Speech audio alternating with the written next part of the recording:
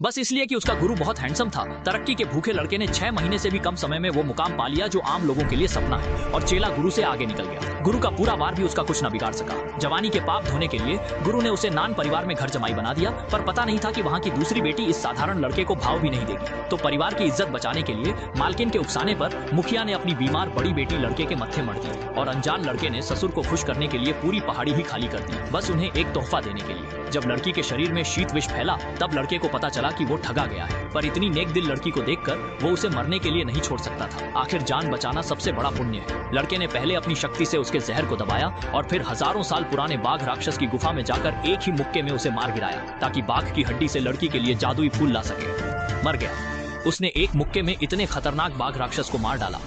वहीं दूसरी तरफ लड़की कोयला खत्म होने पर मैनेजर के पास गई, पर मैनेजर ने कोयला देने के बजाय उससे बदतमीजी करने की कोशिश की। गनीमत रही कि लड़का वक्त पर पहुंच गया। लड़की को इंसाफ दिलाने के लिए लड़के ने गुस्से में मैनेजर को घुटने टेककर माफी मांगने को कहा, पर मैनेजर ने माफी नहीं मांगी। उल्टा वो चाहता था कि लड़का हमला करे, ताकि जैसे ही वो वार करे वो अपनी शक्ति से लड़के को मार सके। इस तरह अगर मालिक पूछताछ भी करते तो वो इसे आत्मरक्षा बता देता। फिर उसने लड़के को उकसाया, पर उसे नहीं पता था कि वो मौत को दावत दे रहा है। लड़के ने एक मुक्के में ही मैनेजर का नामो निशान मिटा दिया। उस दुष्ट को खत्म करने के बाद लड़का लड़की को गोद में उठाकर घर ले आया, पर घर आकर उसने देखा कि वो जगह बहुत टूटी फूटी थी, वैसी नहीं जहाँ लड़की पहले रहती थी। पूछने पर पता चला कि लड़के के जाने के बाद सौतेली माँ ने लोगों को लाकर लड़की का घर तुड़वा दिया, जिससे उसे गोदाम में रहना पड़ा। यह सुनकर लड़का गुस्से से आकबूला हो गया, ये बहुत ज्यादा हो गया, मैं अभी जाकर तुम्हारा हिसाब बराबर करता हूँ। फिर लड़का अगले आंगन में गया और जब सौतेली माँ सो रही थी उसने अपनी शक्ति से 2 मुक्के मारे और घर के परखच्चे उड़ा दिए।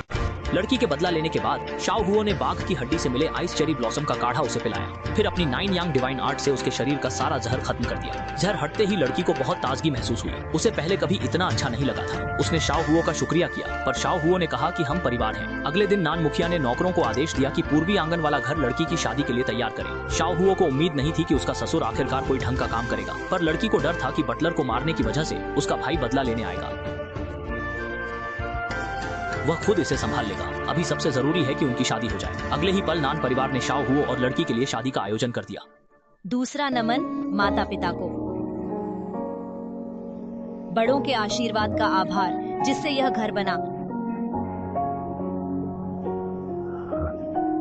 अब वर वधू एक दूसरे को नमन करें।